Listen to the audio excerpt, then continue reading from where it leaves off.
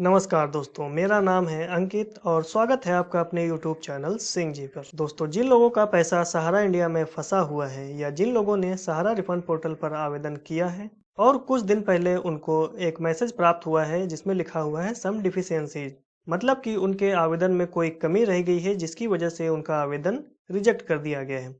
इसलिए आज की वीडियो में हम आपको बताएंगे कि जिन लोगों के आवेदन रिजेक्ट हो गए हैं उन लोगों को दोबारा आवेदन कैसे करना है। इसलिए जिन लोगों के आवेदन रिजेक्ट हुए हैं वह लोग इस वीडियो को अंत तक जरूर देखें, क्योंकि इस वीडियो के अंत में हम आपको बताएंगे कि यह पोर्टल कब लॉन्च होगा और आप इसमें रजिस्ट्रेशन कैसे कर पाएंगे। तो चलिए वीडियो को शुरू करते हैं। दोस्तों, सबसे पहले आ जाना है आपको गूगल क्रोम पर। आप चाहे मोबाइल से यूज कर रहे हो या लैपटॉप या टैबलेट से, आपको सबसे पहले अपना गूगल क्रोम खोल लेना है और वहां पर टाइप करना है cooperation.gov.in।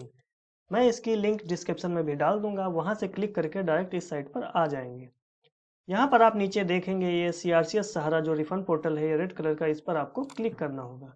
क्लिक करते ही आप सहारा इंडिया रिफंड पोर्टल की ऑफिशियल वेबसाइट पर आ जाएंगे। इस वीडियो में मैं आपको दोबारा आवेदन के साथ साथ नए आवेदन के बारे में भी एक साथ जानकारी दूंगा, ताकि जो लोग नया आवेदन भी कर रहे हों उन लोगों को भी कोई समस्या ना हो। यहाँ पर आप देख पा रहे होंगे सबसे पहला ऑप्शन है जमाकर्ता पंजीकरण का, मतलब जिन लोगों ने अभी तक आवेदन नहीं किया हुआ है, जो फर्स्ट टाइम आवेदन कर रहे हैं, उनको इस पर क्लिक करना होगा। क्लिक करने के बाद में ये देखिए यहाँ पर सबसे पहले आपसे आधार नंबर के अंतिम 4 अंक पूछेगा, वो आपको यहाँ पर डाल लेना है। उसके बाद में आधार से जुड़ा मोबाइल नंबर डालना है और फिर OTP प्राप्त करें पर क्लिक करेंगे। इसके बाद आपको 6 अंकों की OTP प्राप्त होगी, जिसको आप नीचे डाल करके सबमिट करेंगे तो आपका रजिस्ट्रेशन हो जाएगा।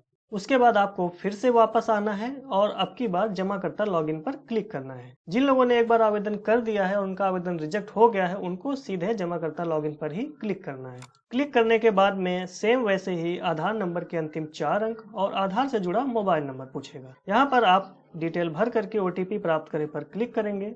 OTP डालने के बाद में सबमिट करेंगे। लॉगिन करते ही देखिए इस प्रकार से आपके सामने डैशबोर्ड ओपन होकर के आ जाएगा। यहाँ 1 से लेकर के टोटल 6 स्टेप हैं, जिसमें से आपको सभी स्टेप सावधानी पूर्वक भरने हैं।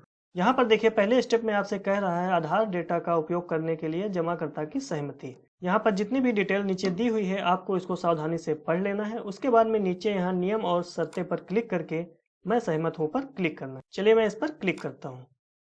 ये देखिए क्लिक करते ही ये आपका नियम शर्तें कंप्लीट हो गया है। उसके बाद में अगला पर क्लिक करने के लिए ये कह रहा है। अगला पर जैसे ही आप क्लिक करेंगे देखिए आप सेकंड स्टेप पर आ जाएंगे और यहाँ पर देखिए आपसे आधार नंबर मांग रहा है और नीचे OTP। यहाँ पर जो आपको आधार नंबर डालना है वो पूरा आधार नंबर डालना है। रजिस्ट्रेशन करते समय और लॉगिन करते समय आपसे केवल 4 अंक पूछे गए थे, लेकिन यहाँ पर आपको पूरा आधार नंबर डालना है और उसके बाद में OTP प्राप्त करे पर क्लिक करना है।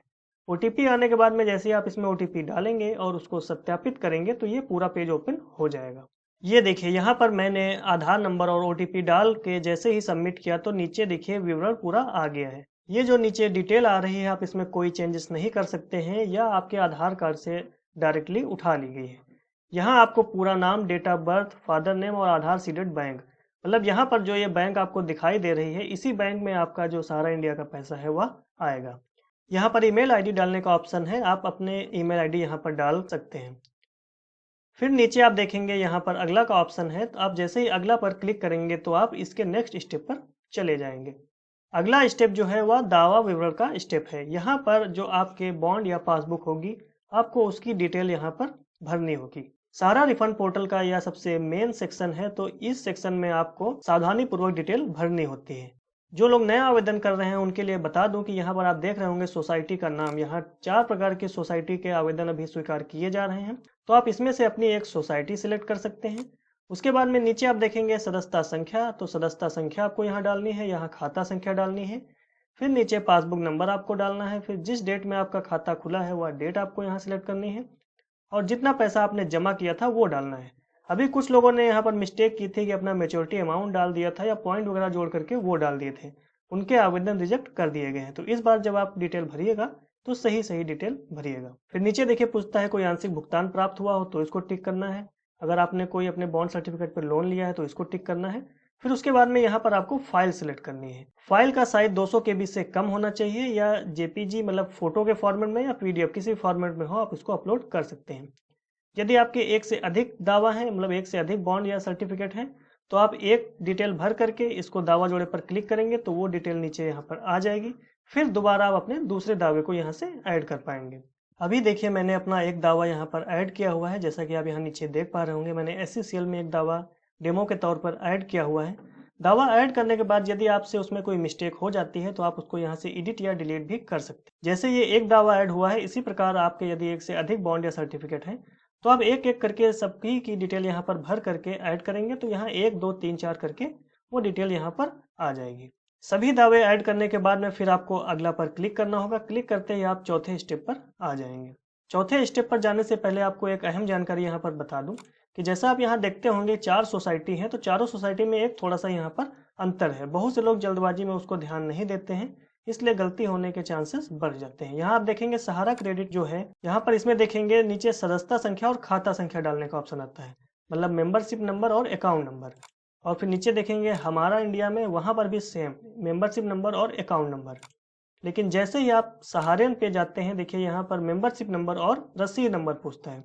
मतलब सहारियन में आपको अकाउंट नंबर डालने की जरूरत नहीं है, आप केवल मेंबरशिप नंबर और रसीद नंबर डाल करके ही अपना काम चला सकते हैं। तो ये चीज आपको यहाँ पर ध्यान देनी है, मतलब सहारियन में आपसे अकाउंट नंबर नहीं पूछता है। दोस्तों अगले स्टेप पर जाने से पहले अगर आप हमारे चैनल पे नए हैं तो इस चैनल को जरूर सब्सक्राइब करें, क्योंकि इस पर सहारा इंडिया से रिलेटेड कोई ना कोई नई अपडेट डेली मिलती रहती है। तो चलिए थर्ड स्टेप कंप्लीट करने के बाद में आप जैसे ही अगला पर क्लिक करेंगे तो आप चौथे स्टेप पर आ जाएंगे। यहाँ पर आप देख पा रहे होंगे कि नीचे जो ये दावा अनुरोध प्रपत्र है वो आपका PDF के फॉर्म में यहाँ 2 या 3 पेज का इस प्रकार से आ जाएगा। यहाँ से आपको इस फॉर्म को प्रिंट कर लेना है या सेव कर लेना है, क्योंकि इस फॉर्म की आगे जरूरत पड़ेगी। जैसा कि यहाँ आप फॉर्म पर देख पा रहे होंगे कि ये फोटो का सेक्शन है। यहाँ पर आपको अपनी फोटो चिपकानी है और उस पर क्रॉस साइन करने हैं। यहाँ देखिए फोटो पर हस्ताक्षर करें लिखा हुआ है। नीचे यहाँ पर जो आपका आधार सीडेड बैंक आया था वो यहाँ पर आपको पेन से लिखना होगा।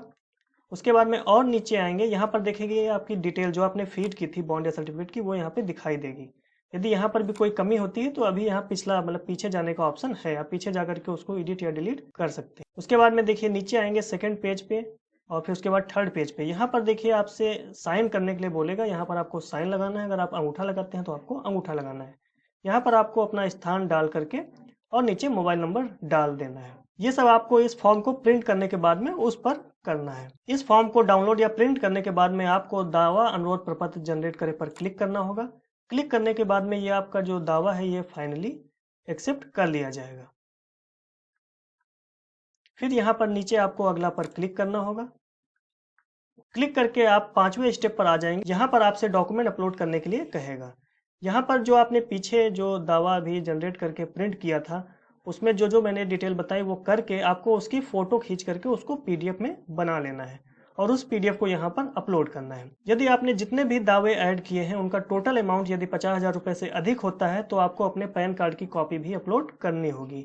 ये दोनों डॉक्यूमेंट यहाँ पर अपलोड करके आपको अपलोड करे पर क्लिक करना होगा। यहाँ पर आप अपने दावे की PDF और पैन कार्ड की कॉपी अपलोड करने के बाद में जैसे ही अगला पर क्लिक करेंगे तो देखिए यहाँ पर आपका जो आवेदन है वह सक्सेसफुली हो गया है।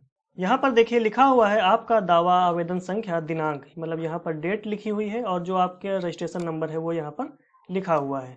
ये देखिए प्राप्त हो गया है और SCCSL को भेज दिया गया, मतलब जो सहारा इंडिया की सोसाइटी है उसको भेज दिया गया है, जो 30 दिनों के भीतर अपनी सिफारिश देगा। मतलब स्टार्टिंग में ये आपका दावा सहारा इंडिया के पास जाएगा और उसको 30 दिनों के भीतर इसमें अपनी रिपोर्ट लगानी होगी। 30 दिन के बाद में फिर यह पोर्टल के माध्यम से ही CRCS पोर्टल पर सेंड हो जाएगा और फिर इस प्रकार टोटल 45 दिन के भीतर जो है आपका दावा वेरीफाई किया जाएगा। तो दोस्तों इस प्रकार से आप टोटल 6 स्टेप कंप्लीट करके अपना आवेदन कर सकते हैं। अब चलिए आप लोगों को बता देते हैं कि जिन लोगों का जो आवेदन रिजेक्ट हुआ है वह लोग कब और कैसे आवेदन कर पाएंगे। जब आप सहारा रिफंड पोर्टल की वेबसाइट पर आएंगे और यहाँ लॉगिन पर क्लिक करेंगे तो यहाँ पर नीचे आप देख पा रहे होंगे कि आपको यहाँ पर बताया गया है, आप इसको आसानी से पढ़ पाएंगे। इसमें बताया गया है कि यदि आपका आवेदन जब रिजेक्ट होता है तो जब आपको मैसेज प्राप्त हुआ होगा उसके 30 दिनों के बाद आप इस पोर्टल पर आकर के अपना जो आवेदन है उसको रीअप्लाई कर पाएंगे। इसलिए आपको 30 दिनों का वेट करना होगा। जो लोग नए हैं वह कभी भी किसी भी समय जाकर के इसमें आवेदन कर सकते हैं, लेकिन जिन लोगों का एक बार आवेदन रिजेक्ट हो चुका है उन लोगों को 30 दिन के बाद ही इस पर रीअप्लाई करने का ऑप्शन दिया जाएगा। तो दोस्तों यह वीडियो आप लोगों को कैसी लगी कमेंट करके जरूर बताइएगा। अगर अच्छी लगी हो तो इसको अपने दोस्तों तक शेयर कीजिएगा। मिलते हैं एक नई वीडियो में, तब तक के लिए धन्यवाद।